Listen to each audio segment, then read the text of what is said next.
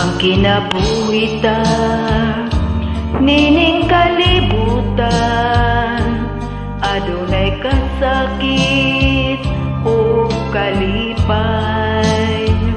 dunay kapakyasan o kalampusan, apan kining tanan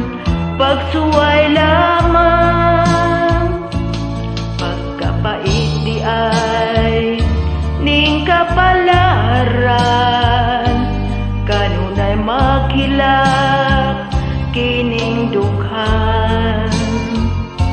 way kasumbungan sa mga kasakit, luha day saksi nining tanan. Hay na ang utlanan sa